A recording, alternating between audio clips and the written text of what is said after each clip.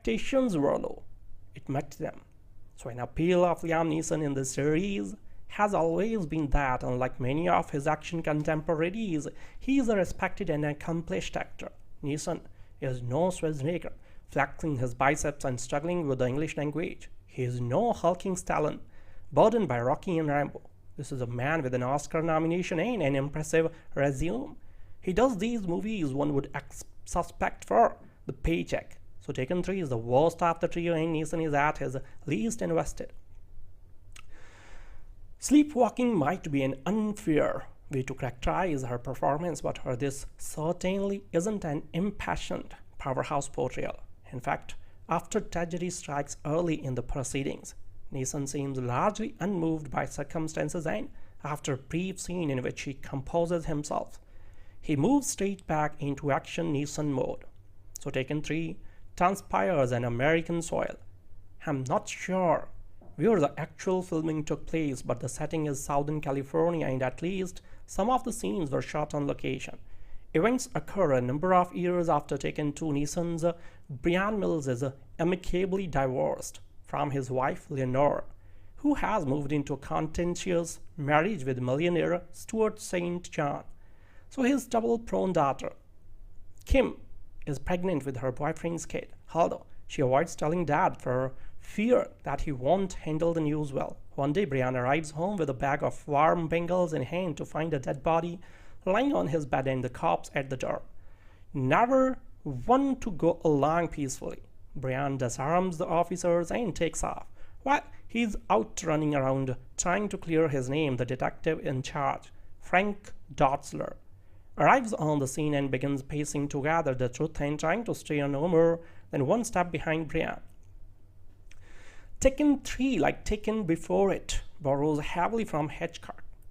In this case, the plot device is one of the master of suspense's favorites, the wronged man.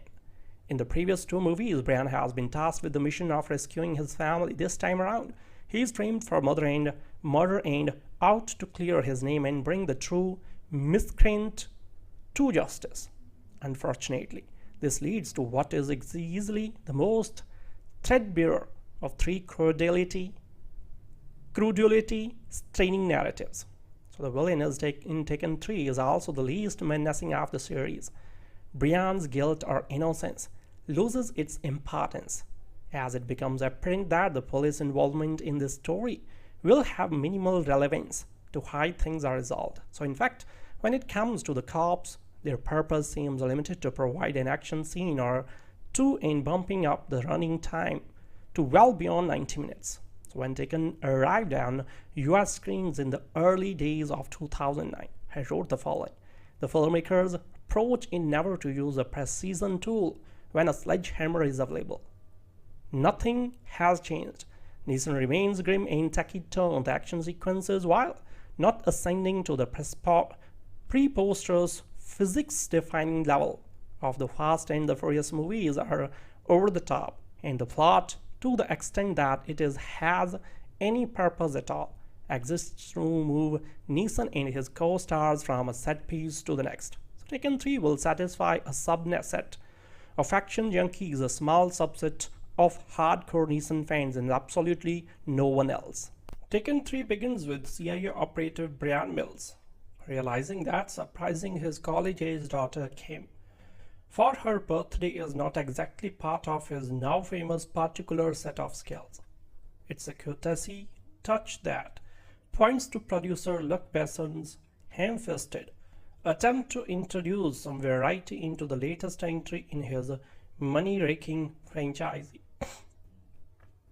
So replacing the first 2 films' simplistic man-on-the-run premise with a stuttering plot comparatively light on action and stuffed with red herrings and inconsequential characters, Besson's team has signed off the trilogy with a whimper rather than the kind of unfettered bang delivered by the first 2 films.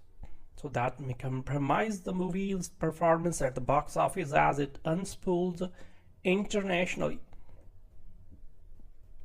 So strangely, Besson and his long-running series co-writer Robert Mark Kamin seem to have overlooked the one thing that made Taken and Taken 2 tick: the appeal of leading man Neeson.